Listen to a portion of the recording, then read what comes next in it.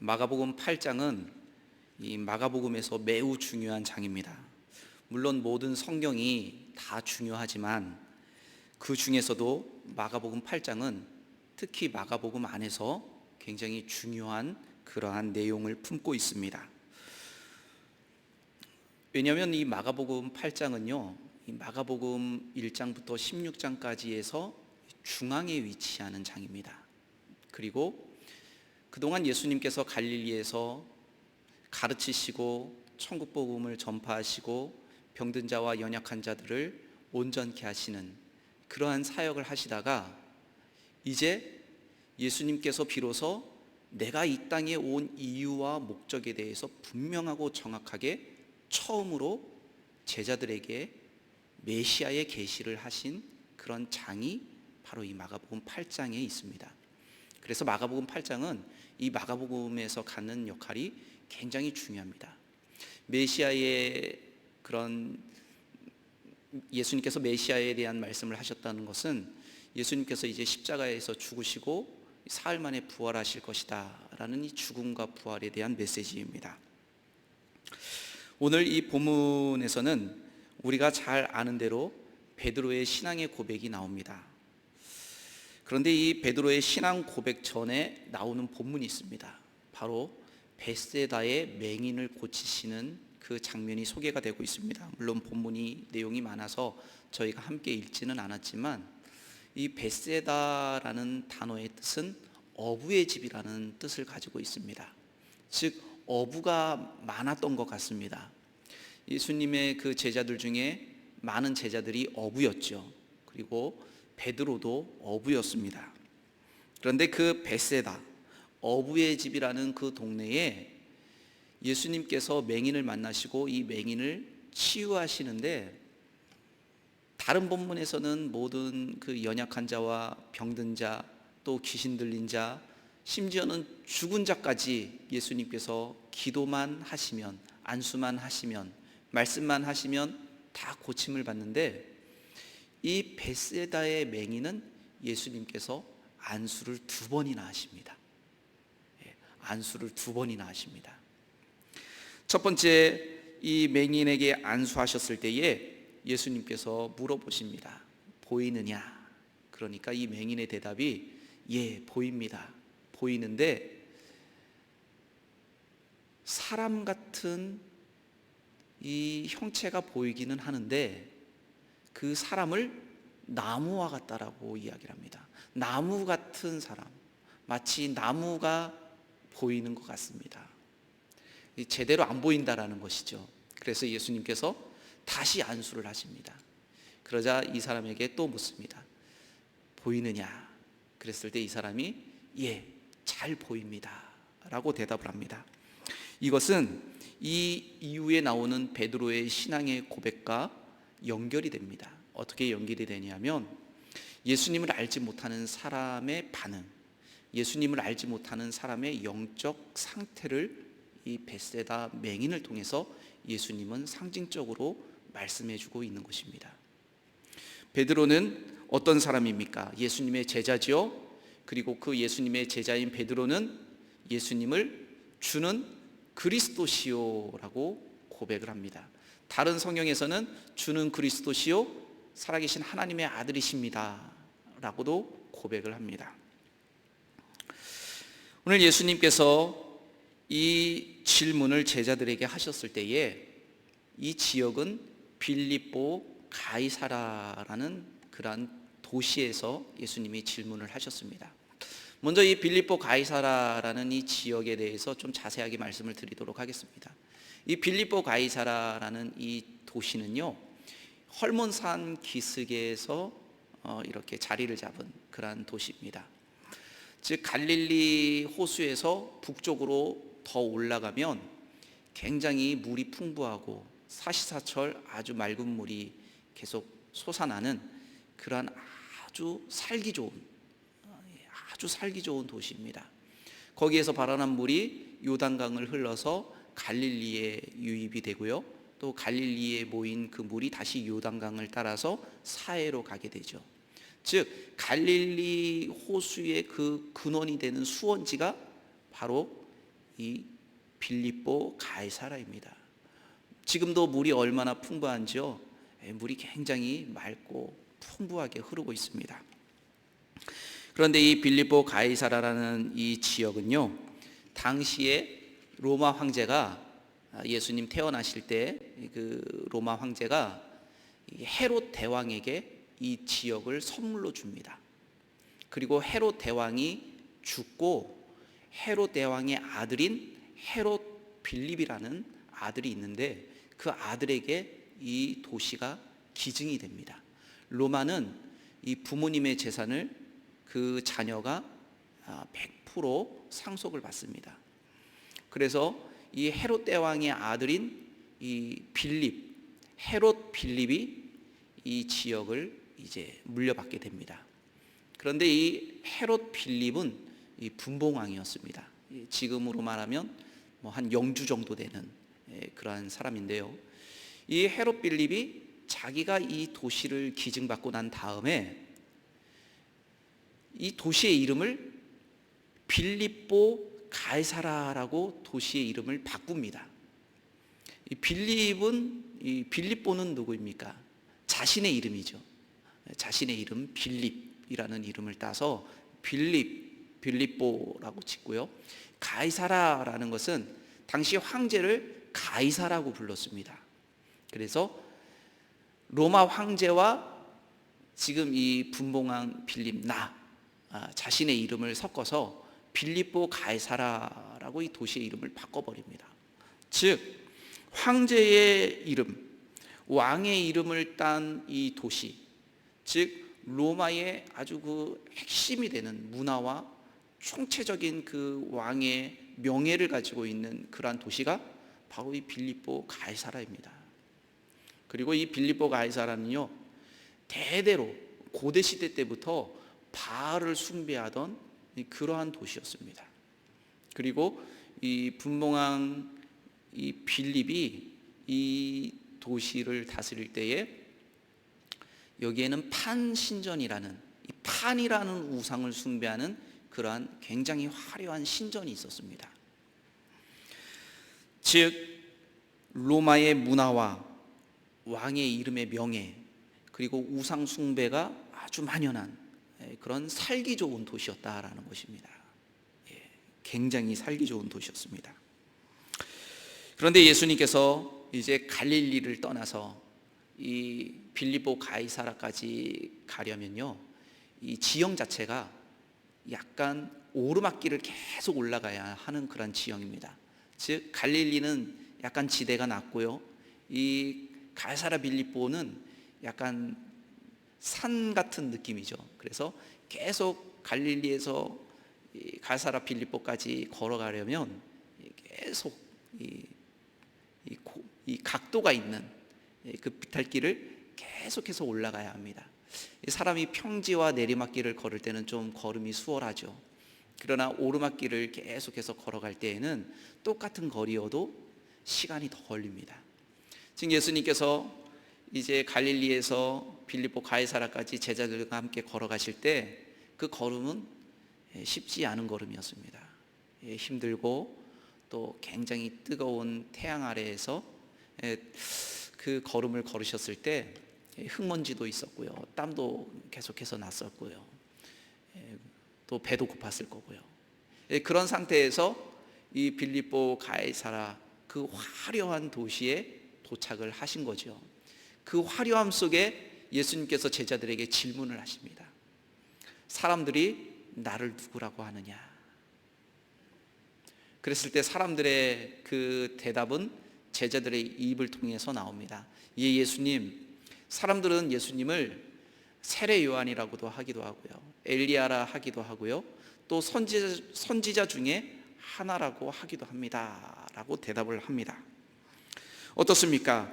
예수님은 메시아로 이 땅에 오셨습니다. 그런데 그 예수님께 사람들은 그 예수님을 메시아로 인식하지 않고 어떻게 인식합니까? 선지자 중에 하나라고 인식을 하고 있다는 것입니다.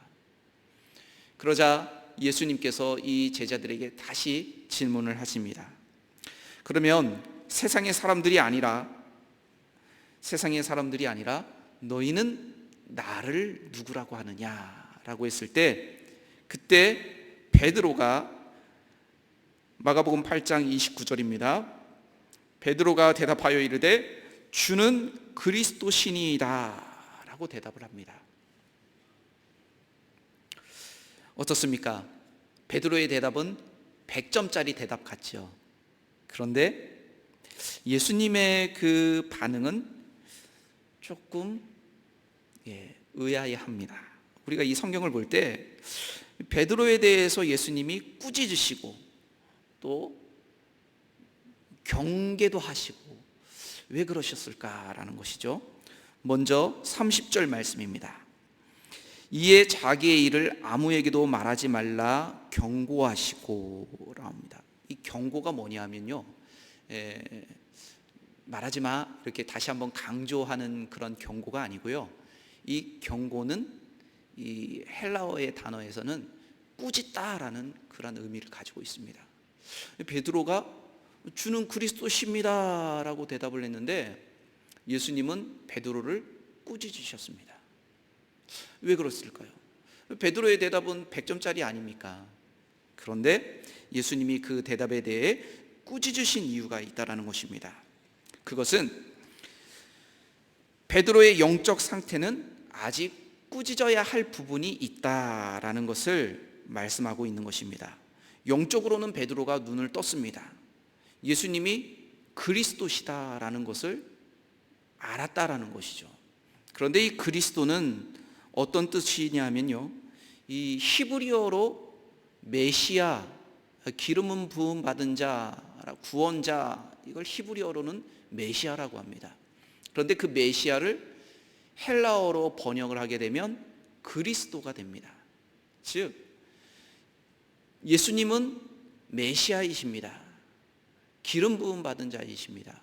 우리를 구원할 구원자이십니다. 영적으로 눈이 띄어져서 그렇게 고백을 했습니다. 그러나 베드로의 그 대답은 아직 정확한, 예수님이 기대하셨던 그러한 정확한 대답은 아니었다라는 것이죠. 그 정확한 대답, 아직 영적인 눈이 완전하게 띄어지지 않은 상태를 예수님은 말씀하셨고, 그래서 베드로를 꾸짖으신 것입니다. 이 베드로의 신앙 고백 전에 벳세다 맹인에 대해서 말씀을 드렸죠. 벳세다 맹인이 안수 기도를 한번 받고 눈이 떠지긴 떠졌는데 완벽하게 떠지지 않았습니다. 두 번째 기도를 하셨을 때 이 맹인의 눈이 완벽하게 떠졌죠. 베드로도 지금 예수님에 대해서 신앙의 고백은 했지만 아직 완벽하게 영적인 눈이 띄어진 것은 아니라는 것입니다.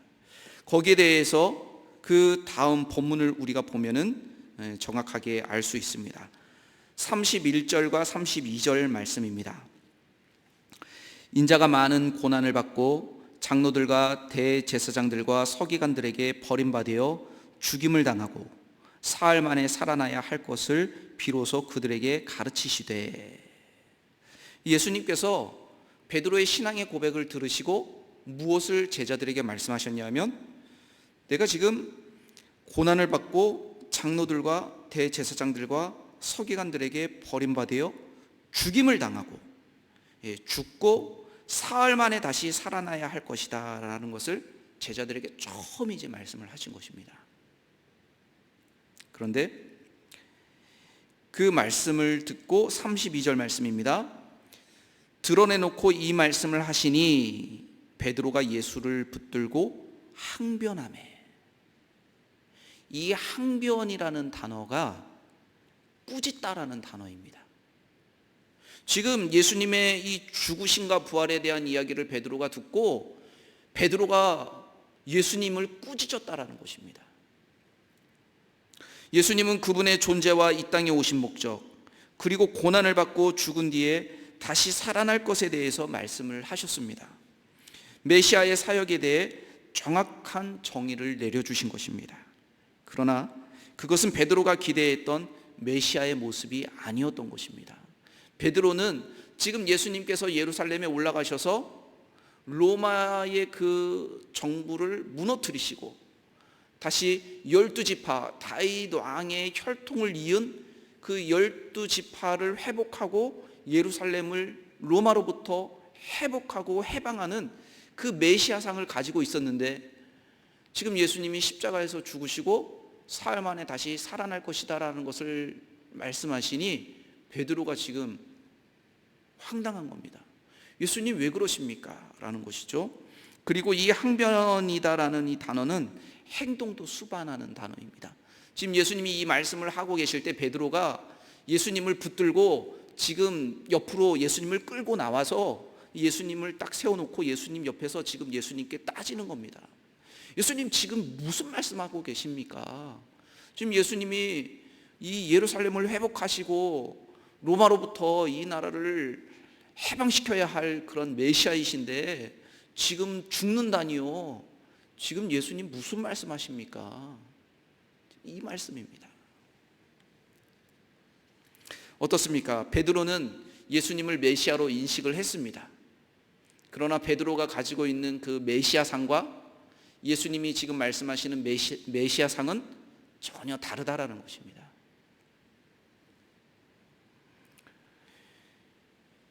베드로는 메시아라고 고백을 했지만 예수님이 말씀하시는 그 메시아의 의미는 몰랐다라는 것입니다. 33절입니다. 예수께서 돌이키사 제자들을 보시며 베드로를 꾸짖어 이르시되 사탄아 내 뒤로 물러가라. 내가 하나님의 일을 생각하지 아니하고 도리어 사람의 일을 생각하는도다 하시고, 여기에서 다시 예수님은 베드로를 꾸짖습니다. 그러면서 사탄아 내 뒤로 물러가라 라고 말씀하시는데, 이 사탄아 내 뒤로 물러가라 이러니까 베드로에게 마귀가 들어가서 이렇게 이 본문을 이해를 했었는데요, 그게 아니고요, 예수님보다 제자는 앞서지 마라, 예수님인 스승보다 제자가 앞에 나서지 말아라, 지금 그런 뜻입니다. 나보다 앞서지 마라라는 그러한 뜻을 가지고 있습니다. 제자는 무엇입니까?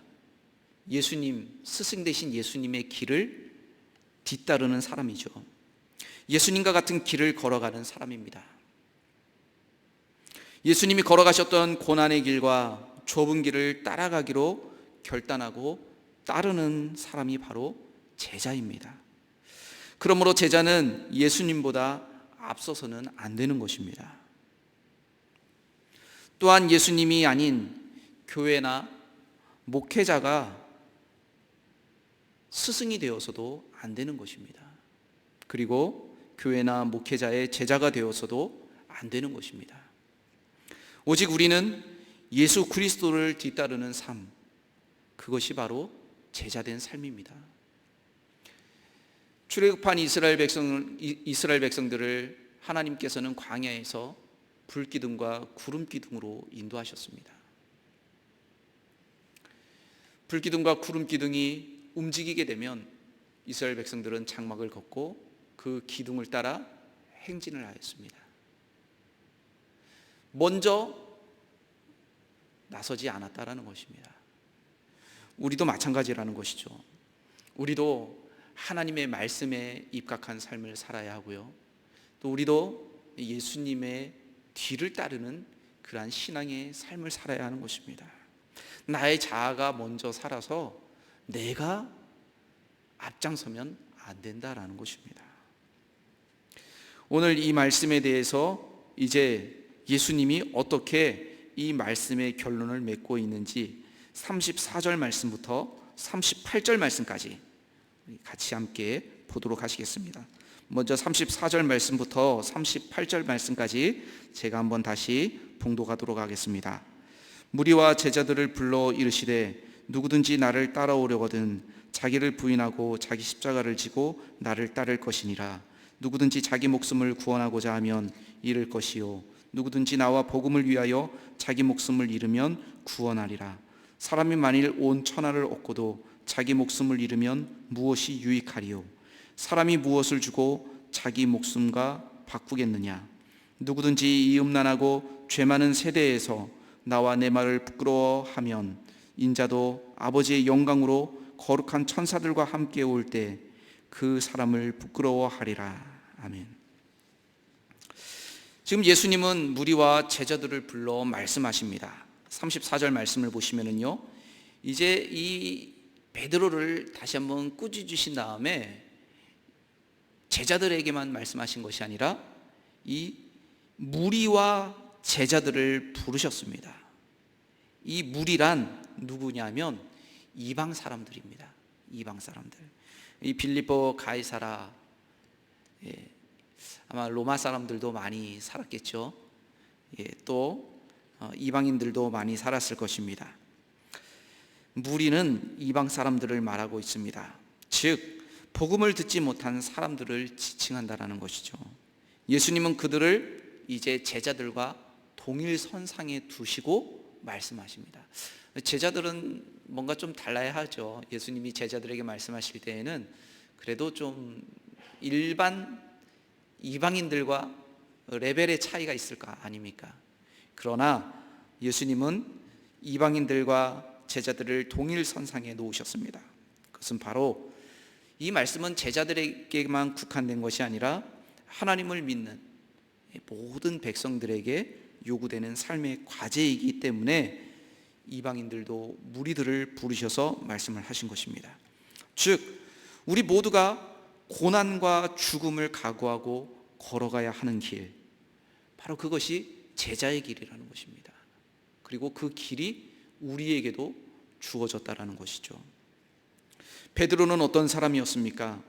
그는 고기를 잡는 어부였습니다. 그리고 그는 평범한 사람이었습니다. 그러나 그가 예수님의 손에 붙들렸을 때에 그는 사람을 낚는 어부가 되었고, 그리고 예루살렘 교회의 리더가 되었습니다. 그는 예수님이 어떠한 분인지도 온전히 알지 못했습니다. 그런 베드로에게 예수님은 그분이 걸어가야 할 그 길을 다시금 말씀해 주고 있습니다. 그 길은 바로 십자가의 길이죠. 제가 수원에 계신 그 목사님께 직접 들은 이야기입니다. 강사로 초빙했을 때 강사로 오셔서 말씀을 전해 주실 때 그 목사님께서 이제 본인의 개척에 대한 이야기를 짧게 해주셨습니다. 성도님들이 본인을 찾아오셔서 목사님 저희와 함께 개척을 하면 좋겠습니다, 이런 말씀을 이제 나누었다고 합니다. 그런데 목사님, 우리와 개척을 하시려면 조건이 있습니다. 죄와 회개에 대해서 이야기하지 마십시오. 두 번째, 11조를 비롯한 헌금에 대해서 말씀하지 마십시오. 세 번째, 십자가 너무 강조하지 마십시오. 그러면 저희가 목사님 잘 섬기고 정말 사례도 잘 드리고 그렇게 우리 여기서 좀 아주 행복하고 멋있는 교회로 우리가 한번 목사님 시작을 하면 어떻겠습니까? 이 목사님께서 개척을 하셨을까요? 목사님께서 개척을 안 하셨다고 합니다. 참 안타깝습니다. 요즘 부교육자로 청빙하는 청빙 공고나 담임 목사로 청빙하는 청빙 공고 게시판들을 보게 되면 교회가 너무나 세상보다 더하기도 하고 너무 세상을 따라가려고 하는 모습들이 너무 많이 보이는 것에 대해서 안타까운 마음이 듭니다. 우리의 가치 기준은 예수님의 그 십자가의 길이라고 하면서도 이제는 십자가를 강조하면 싫다라는 것입니다. 왜냐하면 부담이 되기 때문에 그렇죠. 십자가의 길은 어렵습니다. 그래서 강조하지 말라는 것입니다. 마치 이 편의주의적인 그러한 신앙관이 이제는 우리 한국 교회를 많이 병들게 하는 게 아닌가라는 생각을 해보기도 합니다. 나에게 달콤하면 아멘이고 좀 부담이 되면 싫다라는 것이죠. 마치 베드로처럼 예수님께서 내가 지금 십자가에서 죽어야 하고 다시 살아날 것이다. 나는 죄인을 구원하기 위해 온 메시아이지 이 이스라엘을 로마로부터 회복할 그런 메시아가 아니다라고 말씀하셨을 때 베드로가 예수님을 붙들고 항변했던 것처럼 우리도 혹 그러한 신앙의 삶을 살아가고 있지는 않은지 이제는 한번 돌이켜봐야 할 것입니다. 예수님은 무리들과 제자들에게 이제 십자가의 길을 말씀하셨습니다. 제자란 무엇입니까? 제자란 예수님이 가셨던 그 길을 걷는 사람입니다. 그런데 우리가 그 길을 걷는다고 하면서 십자가는 빠져 있다라는 것입니다. 우리가 그 길을 걷는다고 하면서 십자가는 지지 않는다라는 것이죠. 그래서 예수님께서는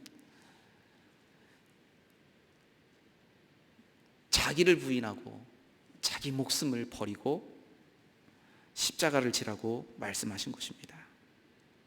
누구든지 자기를 구원하고자 하면 그 생명을 잃을 것이고 나와 복음을 위하여 목숨을 잃으면 구원하리라 말씀하신 이유가 거기에 있다라는 것이죠.